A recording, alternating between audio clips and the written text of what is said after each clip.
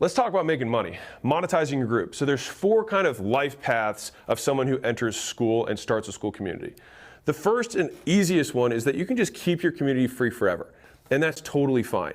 It's a better platform, it's more engaging, you guarantee the reach of all your posts, people can interact with each other, you have leaderboards, you can unlock content, making sure they actually share it and refer people back to you. There's tons of amazing features that make Skool superior to any other platform for just providing value. At the next level, you might start with this and then switch to paid over time. Now, to be clear, you can't start everyone for free and then switch to paid and then all of them are getting billed. That would be unethical. And so if you switch to paid, everyone who's free will be grandfathered in at free. Now, here's a little pro tip for you. If you know that you're going to eventually go to paid, tell people when you're inviting them that this group will be paid in the future. And so they'll have a stronger incentive to join now. It puts urgency around why, like the big reason why they should join, because it's going to be paid eventually. All right. And you can tell them you're going to keep that price forever as long as you stay in. Right. And so it gives them an incentive to stay and engage as well. So free, and then you switch to paid. Now, after that point, anyone who joins now joins the party late after the party's already booming, and then you charge ticket for entry. Right? And that's recurring monthly. So that's option 2.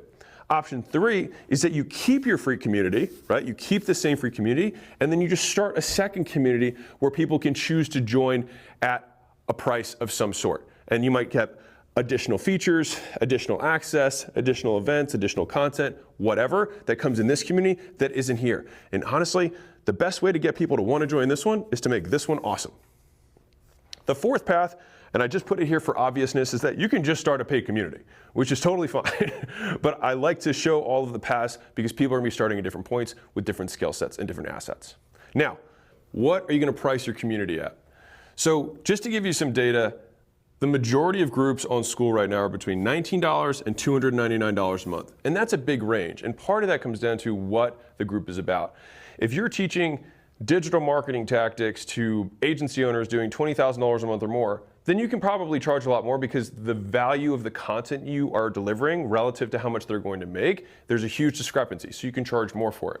On the flip side, if you're showing people how to water paint for kids, there's probably going to be a lower amount of budget that people are willing to spend on their kids, and even for the information relative to what's available online for free.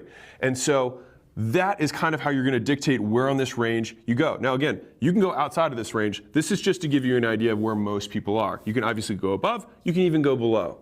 Now, here's my recommendation for thinking through this, is what's your goal? Now, I'm going to use $10,000 a month because that's the most common goal that we get when people say they're coming in of what they want to make. All right, so if I were to reverse engineer this $10,000 a month goal, I could either have 10 people at $9.99 per month, I could have 100 people at $99 a month, or I could have 1,000 people at $9.99 a month. Any of these would still accomplish the goal.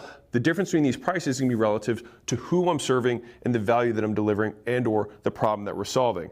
And so once you know the price that you're going to charge and you know what your goal is, all you have to do is reverse engineer the N, which is the number of units that you have to sell. And when I say sell, get people to join your community in order to accomplish your goal. If you want to take this a step further, you can even think about this from a daily goal perspective, which is how I like to do it.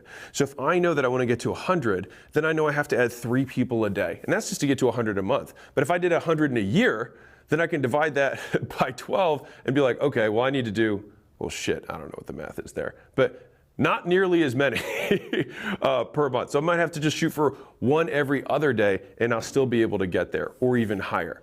All right, and so that's the thinking that I would like you to approach this with is, this is where most people are. You don't have to be there. For you, think about what goal you have, and then reverse engineer the N that you need to get into your community to hit your goal. And then guess what? You can increase your goal.